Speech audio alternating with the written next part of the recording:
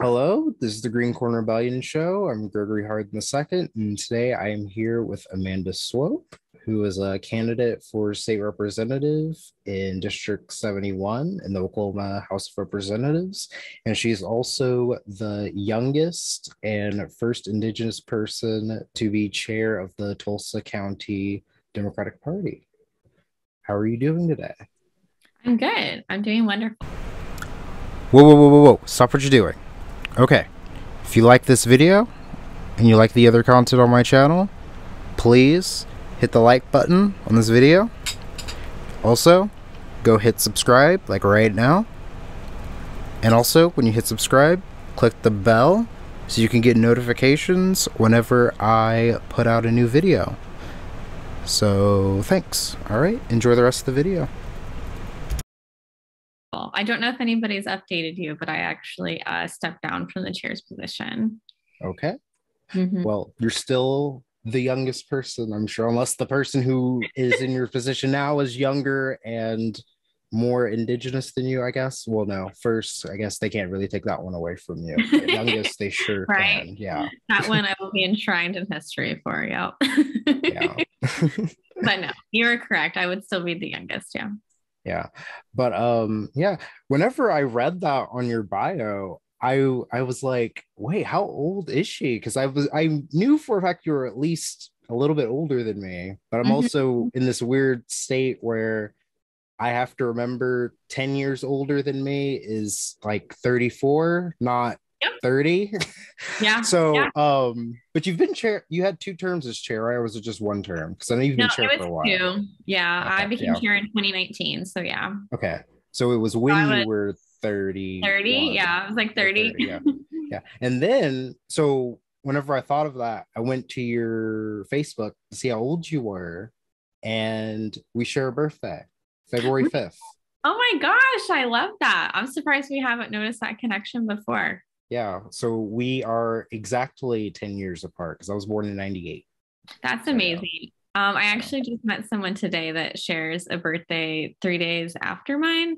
But I was telling her, I feel like people that are born within the same week of me, I always seem to get along with, no matter how many years distance there is. It's just, I always seem to get along with people born in around that time. that's cool. Yeah. Hmm. It's funny because it's February. I feel like I've met a lot of people that share my birthday.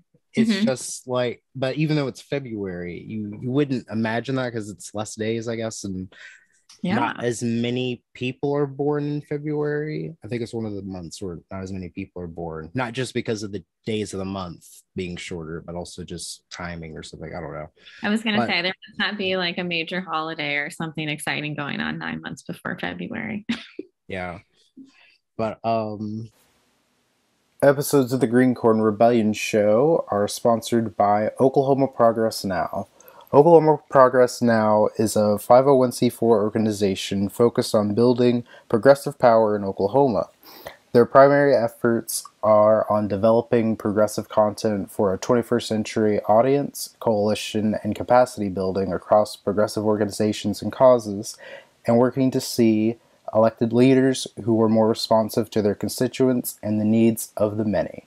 Areas of focus include progressive messaging and communications, coalition building and resource sharing, and focused progressive policy goals. You can check out their Twitch live streams, and they go live on Facebook on at noon, Monday, Wednesdays, and Fridays. Please support this organization. It's a really great organization. It's just getting started here in Oklahoma. Thank you. Now enjoy the rest of the video. First question I have here is, where are you from and where did you grow up? Sure. Well, I was born and raised in Tulsa. So, I mean, that's a pretty easy answer to, or question to answer. Let's see. As far as within Tulsa, I kind of grew up all over the place. My parents were divorced whenever I was pretty young. So I got that kind of uh, blended family, shared custody experience. So my mother lived in East Tulsa. So I grew up over in that area. She still lives there. And my father grew up kind of, I would say closer to North Tulsa, and he still lives there as well. So Yeah, kind of split between those two areas, I would say. That's cool. Um, so what all have you done beside or before you decided to run for the seat? As far as experience or I mean, college, and then what did you do after college? Yeah. oh, okay, wonderful. We'll take it back. Well, this is great because I'm actually working on a letter right now of telling people about myself, which I don't know if you can empathize with as a candidate, but it's sometimes kind of hard to do. Yeah. Um, so I went to TCC, Tulsa Community College, for my first stint of higher education. After I finished there, I graduated from NSU with a bachelor's in psychology. I'd really focused really more in marriage and family counseling and kind of social psychology as an aspect. And finishing that, I continued to do research under one of the professors there and worked as a research coordinator. So not only kind of helping author and edit different research projects, but write grants for them, things like that, present on them, get volunteers, all of that stuff. I kind of started, kind of trying to think about what I wanted to do next as far as grad school. I think most people that go to college for psychology know that that's unfortunately going to require grad school of some sort, whether you go, full therapy path or whether you go a different route. And so I was kind of debating what I wanted to do with that. And really, I ended up going back to school for grad school for public administration because a lot of my experience was kind of really just starting to tell me that a lot of people, or a lot of problems that people run into in their life really relate to a failure of multiple different systems sometimes. And so, really kind of looking at how psychology can be applied to that overall. And so I went to the University of Oklahoma for my master's of public administration. I guess I should also say during this time, after I stopped volunteering in research, I started working at social services nonprofits. So, working to provide people things like housing, access to mental health services, access to prescription assistance, food distribution, really just whatever it was that they were needing. I worked a lot with the homeless population in Tulsa.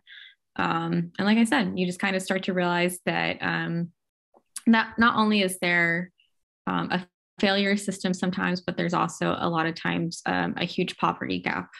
We kind of have, I think, whenever you look at a lot of standards that are in place, a level of what we expect people to be making to be able to access assistance.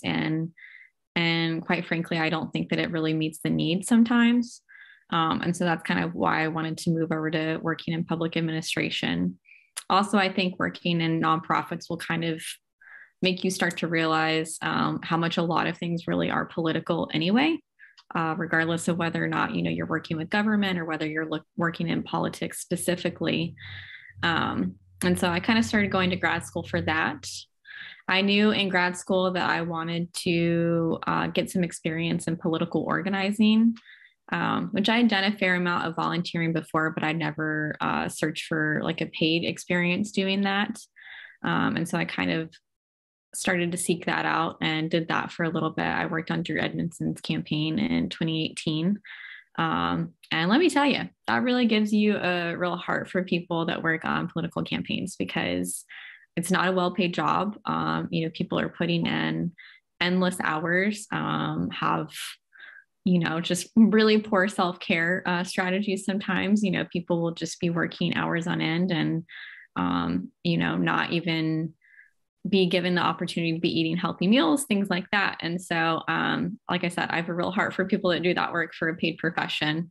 While I was doing that, I got offered a job for my tribe, though, after I'd finished graduation, which that had always been kind of a dream of mine to go back and work at my tribe. That was something that my grandmother really talked to me a lot about growing up, about, paying things back to your people and doing what you can to help provide for them whenever you move forward and things like that. And so they offered me a job after I graduated grad school, and I started working for them as a self-governance analyst, which a lot of people don't know what that is. So that's always really fun to explain to people, which is really just analyst that I would say uh, identifies and analyzes tribal sovereignty. So I did a lot of negotiating our federal compacts with BIA and IHS. I would look over federal legislation and identify ways that it was going to impact the tribe, whether it was appropriations or policy. And then just kind of trying to look at our operations overall and see where we could expand our sovereignty. And so I did that for probably 3 years. Yeah, a little over 3 years. And I really liked it. It definitely, tribal sovereignty to me was not even a concept as a Native person that I even understood or thought about going into that job. And so that really opened my eyes to it and, what all is necessary there and what all is possible there. And so that really, I think, gave me a catalyst for the job that I have now, which is working as the tribe's juvenile justice director. It's made me really think about how we can use our sovereignty to really address justice in a different way than has been done before. So yeah, and that's kind of what got me to here. And then let's see, I guess that doesn't even really talk about the chairs part. For the chairs part, I finished with Drew's campaign in 2018. And early 2019, I got asked to run for chair because I had done fundraising for his campaign. When I worked at the nonprofits that I did work at, I did a lot of development for them, so fundraising and things like that. And funding is something that the party always needs and that progressive candidates in Oklahoma always need. So if you're somebody that has that kind of experience or even just wants to start trying to get that experience, there is plenty out there because a lot of people don't want to do it. Yeah. I didn't even know you worked for the Drew Edmondson campaign. Mm-hmm. But that's cool. Let's see. So what made you decide to run for this seat? I mean, a lot of things. I would say probably for starters, growing up in Tulsa, I think that my time here has really made a lot of the issues that we have as a state more apparent to me. I would say that me as a person, I don't regularly feel represented by the people that are currently in the legislature. And I think that they do a really bad job of managing our state's money right now. I don't think that a lot of them are actually putting in any kind of effort to make that a system that works for actual everyday people. I think they really use it a lot to just score political points and things like that. And, I don't know. I think that a lot of people look at how things are in Oklahoma and they would tell you that the mindset of a lot of people is or should be that if you don't like it, leave. And I don't think that that's ever really been a mindset that I have. I've always, no matter what it is, it's always been kind of like, if you don't like something, change it.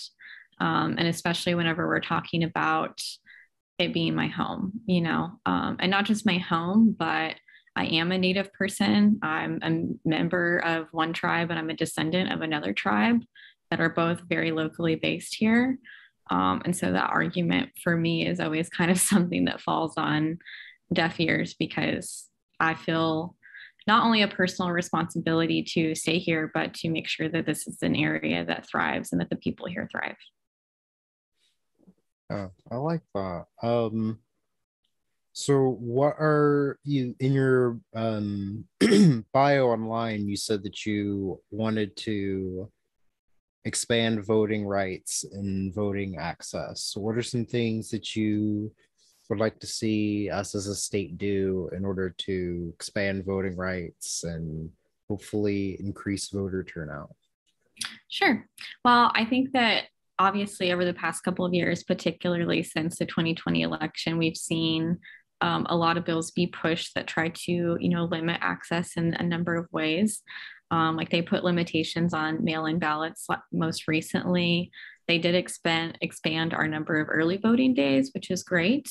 But I really think that Republicans have a tendency to view voting rights as kind of this, I feel like it's essentially another land grab. They kind of look at that as a system of how can we continue to impact people's access and rights to this in a number of ways that they don't show up. I really, really hate to see the way that we also treat people that were previously incarcerated in our voting rights. I think that there's a lot that could be done there. I'm very much somebody that, in my opinion, you've already paid your debt to society. I don't think that going on and not being allowed access to vote is something that should be withheld from you after the fact. So that's something I have an issue with. What else would I say? I know that a lot of people in Oklahoma I know that a lot of people in Oklahoma don't participate. And I know that a lot of people here don't participate because they don't feel like it makes a difference. And I think that I can really empathize with them on that on a federal level. I definitely can understand that. But I think that people really kind of forget about state and local level politics and how much they really can have an impact in that. Even within my own county in Tulsa, we've seen races determined by 8 votes. And, we've seen Senate and House races determined by 100 votes. And, that's really not that many people whenever you think about it. And, I've voted in elections in Tulsa where overall in the entire city, only 2,000 people showed up to vote for like a city question. And so, I think that, what I tell people a lot, especially being as chair, because people, particularly progressive people, I think in Oklahoma have a tendency to feel disheartened by the lack of engagement from people, even some of their most progressive peers, But I also like to remind people that Oklahoma as a state doesn't really give people the economic stability to worry about politics. People are working multiple jobs trying to take care of their family and doing everything that they can to, to not fall under their needs. And I don't think that, whenever you talk to people about politics, that's something that they really even have the time or energy to dedicate to it. And I understand that a lot. I do. Yeah, that's something that I've thought a lot about too, is how even when in 2020, voter participation or voter turnout was higher in every state, and it was higher in Oklahoma too, but not that much higher compared to other states. As like if you compare the results of of how many people came out in 2016 to 2020, it's not that much more compared to, like, if you compare it to other states. um and I still thought that was awful because it was, it's just disappointing to see. I think the turnout in 2018 was pretty good though. Comparatively. But Yeah. but yeah, but no, I agree with a lot of that. Let's see. You you've talked about how you're a member of Muskogee Nation. Mhm. Would you like to talk about your thoughts on Governor Kevin Stitt and his ruining of the relationship between the government and the tribes? I have lots of thoughts about it. I think that probably as a Native person, I would like to say that I'm shocked. I don't know that I could say that I'm shocked, honestly, at this point. Um, but yeah, it's surprising to see. I'm surprised. I'm surprised that this is the approach that he's decided to go with. I am.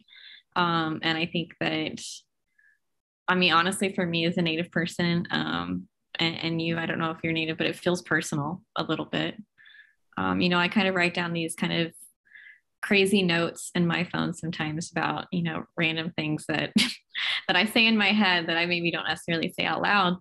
But one of the things that I have written down is that, I won't believe a lot of the stigma that I hear about how much, people that are maybe in Governor Stitt's court on that hate people on our side that are for tribal sovereignty or maybe even more progressive viewpoints or things like that. I won't believe that they hate me, but I think the fact that they don't even want me as their neighbor feels even more disheartening. It's like, it's not only that you don't want us here, it's that you don't even want to share the space. And Yeah. I think it's really indicative to how poorly we also manage our money, because I think that, they could be taking a much more, not even diplomatic approach, but just a more neighborly approach and Yeah. trying to actually have the conversation with tribes. And instead of doing that, they're allocating millions of dollars to litigate cases against us. And it's just like that. We're right down the road. We're right next door. We're right here within the same, we're right where we always were. Yeah. And I don't see that effort happening from my side of things. Yeah. I don't know. I'm not native, but whenever I have seen, or since I've been seeing the way he's treated the tribes, I am kind of shocked by it. Because it's kind of like biting the hand that feeds in a way, because the tribes do a lot for the state. Um, like here in Shawnee, and specifically in my district, we have four different tribes in the area. CPN, Kickapoo, Sac and Fox, Absentee Shawnee, Mhm. and they bring a lot of business and jobs and stuff to the state. And I'm sure in other places, I know for a fact in other places within the state, tribes do that, and they also help with roads and stuff like that, And the education and and education and whatnot. And the tribes were helping getting people vaccinated last year and whatnot. And I just couldn't imagine why a governor, regardless of party, would want to hinder that relationship with the tribes. It just doesn't make any sense to me. So I don't know well, why he's doing it, but like, yeah, go ahead. What were you gonna say? I was gonna say that's just my argument, like working in juvenile justice for the tribe, and that obviously being, a conversation that's been happening. And I guess I just look at somebody and I think to myself, we all know what your budget has looked like. We all know what you've been able to accomplish with the money that you have. And even though you know that, I mean, because if you're allowing tribes to take on cases, that also means that you're not taking on the cost for those cases. And so it's like, why would you not allow your tribes that, the tribes that reside in your state, the ability to alleviate some of that burden for you? If we're willing to say, hey, we will take on these cases so that you do not have to, fund the cost of processing them in your court through our court, why would that not be something that you're like, okay, great, save us some money, take it over, go for it? And it's because it really ends up being about a control issue. Yeah. And I think what I'm really seeing in a lot of ways also is, not only is it about a control issue, but it's also about recognizing that tribes have the ability to pursue their legal rights, in a way that I feel that they think is only a way that should have been bestowed on them at one point. That we have now just as much legal standing as you did, and you don't like that. Yeah. um, but yeah, you've mentioned tribal sovereignty. Um, what do you think about the McGirt decision and that whole thing? I mean, I'm really optimistic about it. I think it was a great decision. I mean, I think it was a necessary decision. Um, I think that there are and there will be, continue to be growing pains from it. But I think that it's something that we should allow the tribes some time to build up their system and their infrastructure. I think it's really easy for, people from the state to come in and talk about what doesn't exist there without any acknowledgement of the fact that that wasn't a right that they were, allowing us to exercise for a while. And so I think that it's going to require some time. But I am very optimistic about it. I think that in my experience, tribal nations look at a lot of systems much more differently than the state. But that being said, there's a lot of things that we try to look across the board at also and see if there's anything that we can borrow from them that they are doing well and things like that. Um, I think it can grow to be more of a conversation if people are open to that. I think it will really depend, in my experience, on who's in leadership, unfortunately.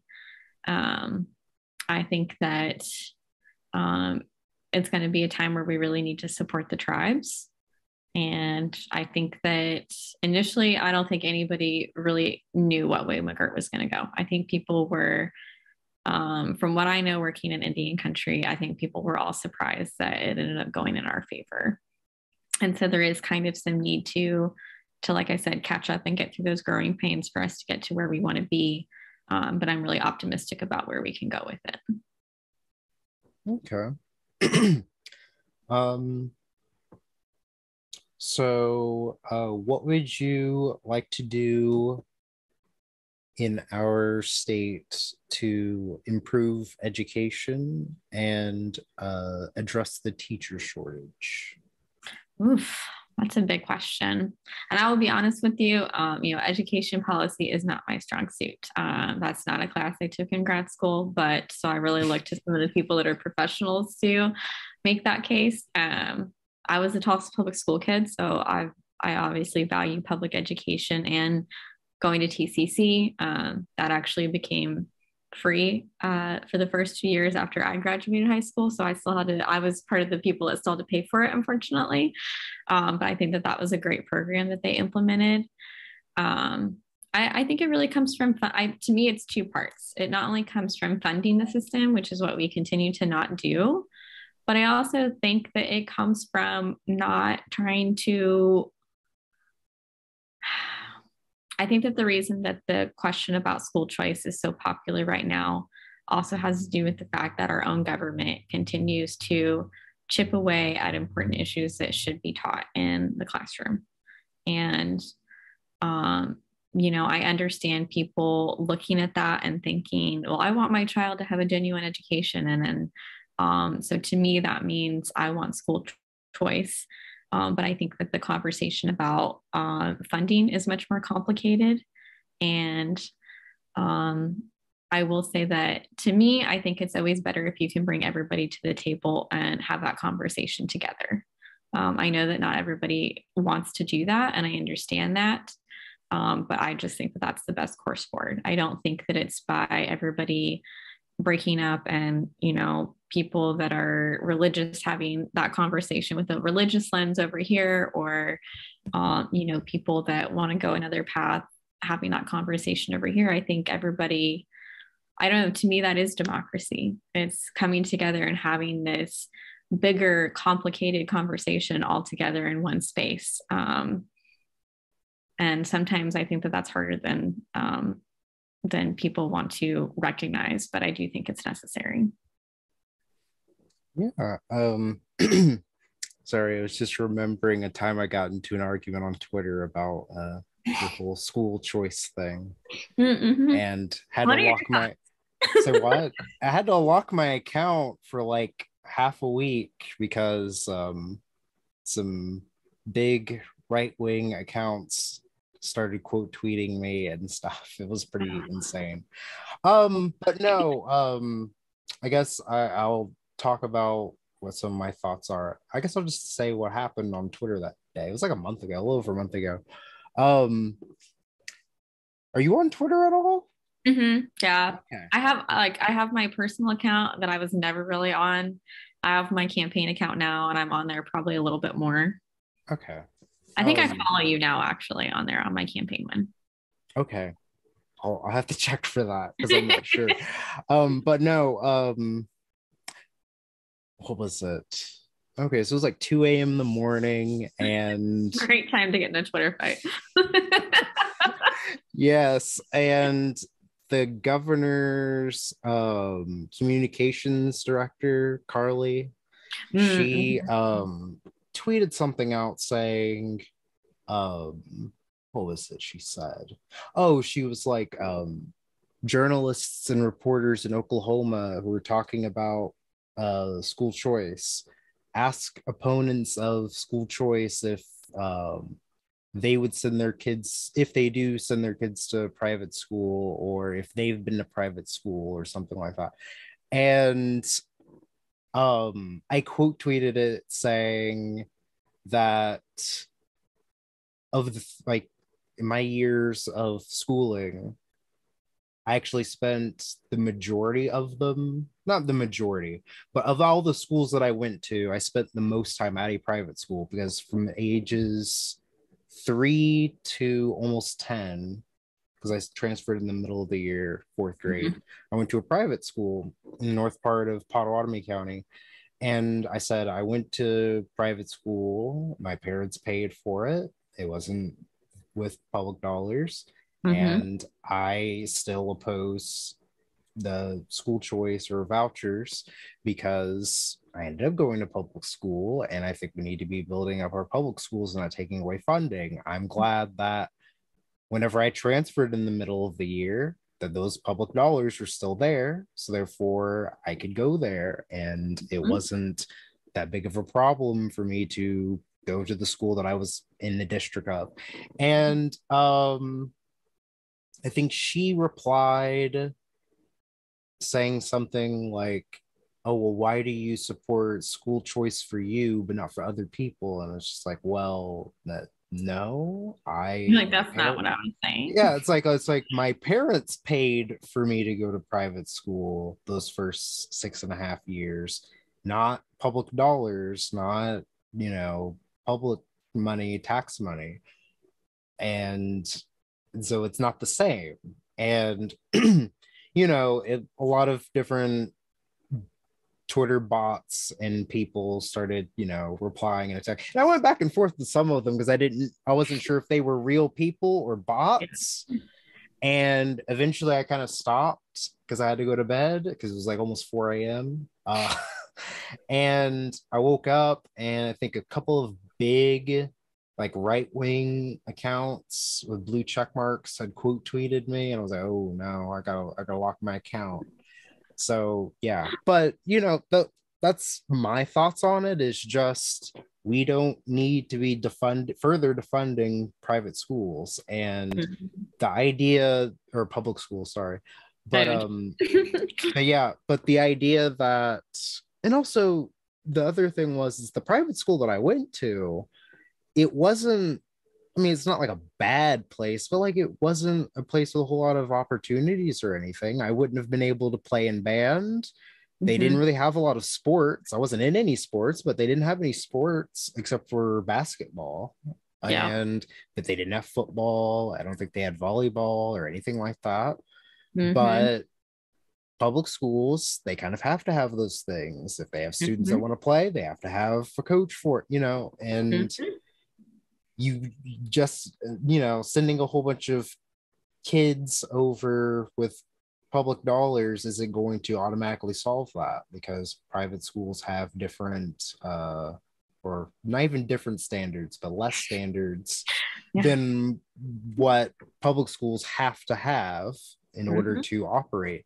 So it's not like if you want to send your kid to a private school, go ahead, but No one's don't stopping do you. yeah, no one's stopping you, but you can't take public tax dollars to go do that because Yeah. you're going to be defunding our already not adequate funded public schools. So yeah. Yeah. Absolutely. I know. So I did go to private school 1 year. I actually I was in like second grade. I went to the school that my church ran. So it was like the school of my church. And yeah, I think me and my sister we went 1 year and that was it. And I don't know, I haven't really asked my mom why we didn't go back. It might have just been like a location or not being feasible thing or whatever. But I will say from what I remember of it in my young mind, it was not a positive experience. Going to a Baptist private school was not the most positive experience. I would Yeah. always I would take public over a private Baptist school any day of the week. Yeah. How old were you when you went? Like what grade? Second grade, so like Okay. 7. Mm-hmm. Okay. Yeah. Yeah. Old enough to get in trouble on the jungle gym because some little boy found my underwear while I was playing. I had to walk laps. I remember that because I guess that's how Baptist schools punish children. I don't know. Weird. I know. Okay. That's odd. Mhm. But yeah, but no, but that's where I'm at with that. Um, let's see. So, final question is, what kind of music do you listen to, or who are your favorite music artists? Oh my God. I feel like this is such a loaded question. As someone who's born around the same time as me, I feel like you should be able to empathize with this being a tough Was I question. born around the same time as you? I Well, mean, you it's said like you 10 were more. years. Yeah, well, I I mean, February, yes. I was about to say, I was like, I'm pretty sure I'm 10 years feel younger like than there's you. a We discussed decade. that. Okay, Yeah. I need that kind of reminder. Thank you. Let's see. Okay, so right now, I'll just tell you what I've been listening to right now, which I just went back to listening to it again after I hadn't listened to it for a while. But a friend sent me this album by They, and it's just the Amanda tape. So it was very fitting for them to send it to me, but it's also a really good album. Let's see, the first thing that comes up on my Spotify is J. Cole. Okay. So I went to the Dua Lipa concert earlier in March up here. I'm a big Dua Lipa fan. Um, I like Marina and the Diamonds. Okay. Yeah. I like a lot of stuff. I mean, I would not say that I necessarily have a favorite genre. It's really just what mood I happen to be in. And do I want something mellow? Do I want something upbeat, or am I driving in my car? It really depends. So, but yeah, those are some that I guess come to my mind initially. That's cool. Yeah. Mhm. I don't really listen to any of those people. I know who they are at least. Okay. All right. Who do you listen to? I mostly listen to heavy metal. Okay. So like Linkin Park, Korn, Limp Bizkit, Okay. Slipknot, Shabbat. Younger Amanda listened to Korn and Linkin Park. In fact, I probably have a Linkin Park album in storage somewhere. And I was very sad whenever their band member. Chester. Yeah. Mhm. Yeah, I was Singer. sad about Yeah. that. Yeah, me Yeah, too. 'cause That was huge for me. I believe Um, it. yeah. But yeah, and let's see. Eminem is my favorite music artist of all time. Okay, solid choice, honestly. Yeah, he's a good Yeah. one.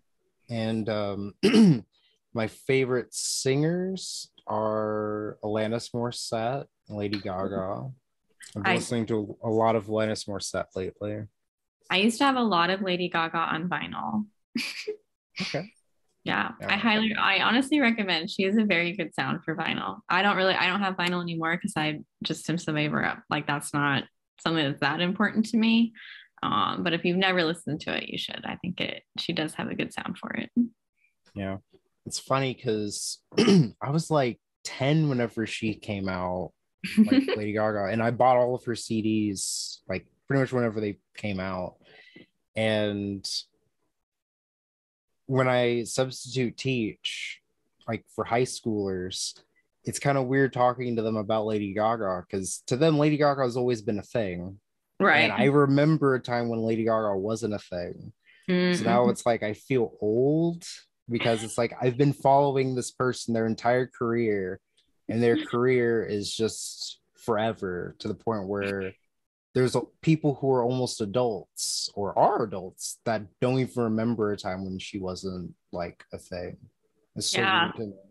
that does get weird. I understand that. I have a lot of my youngest brother is 15 right now. So there's just things where I'm like, how do you not know? Not, not. Right? I'm like, okay, whatever. Like again, I must be old. Yeah. So I feel you Yeah. on that. Yeah. Um, but yeah, thank you for coming on. Yeah, of Where course. can we find you on social media and what is your campaign website? Sure. So my campaign website is just amandaswope.com. So SWOPE. And then you can follow me on social media at Swope for Oklahoma. And that's on Instagram, Facebook, and Twitter. All right.